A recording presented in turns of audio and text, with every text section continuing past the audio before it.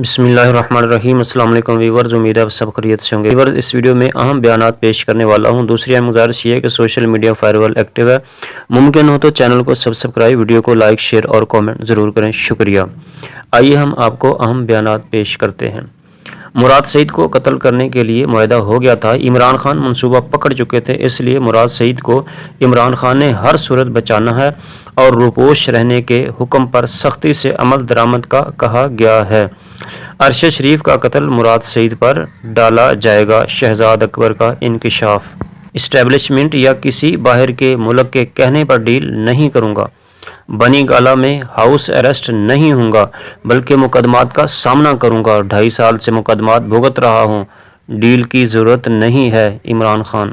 طالبان سے مذاکرات اور واپس لانے کی بات کسی سیاسی جماعت نے نہیں کی بلکہ جنرل باجوہ نے کی ہے۔ اسمبلی کے ان کیمرہ بریفنگ میں اکثر سیاسی لوگوں نے اس کی مخالفت کی تھی۔ فوجی طیارے میں اس وفد کو افغانستان میں طالبان سے بات کرنے کے لیے لوگوں کو حکومت نے نہیں بھیجا تھا۔ اگر میڈیا میں ہمت ہے تو ان لوگوں سے معلوم کرے کہ آپ کس کے کہنے پر گئے تھے۔ جنید اکبر۔ رچرڈ گینر یہ سب کچھ انفرادی حیثیت میں نہیں کر رہا بلکہ پاکستانی عوام کے ساتھ کھڑا ہونا ان کی سیاسی پالیسی کا حصہ ہے۔ جب بھی کوئی باہر سے کوئی انسانی حقوق کی بات کرتا ہے تو حکومت اسے قومی سلامتی اور ایٹم بم کے لیے خطرہ قرار دے دیتی ہے۔ عمران ریاض خان۔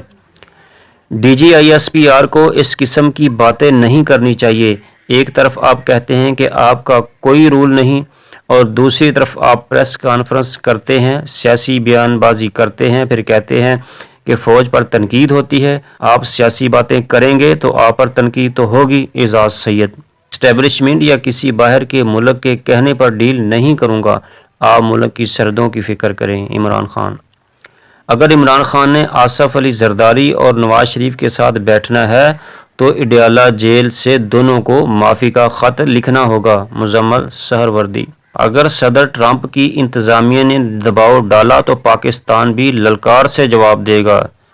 سہیل وڑائچ۔ اگر عمران خان کو جیل میں رکھنا مجبوری ہے تو بہتر ہے حکومت ہی چھوڑ دیں۔ شاہد خاقان عباسی۔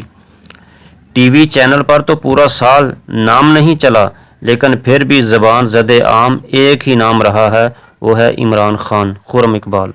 ویورز، اس ویڈیو کے حوالے سے کامنٹس باکس میں اپنی رائے کا اظہار ضرور دیں، شکریہ۔ پاکستان زندہ باد۔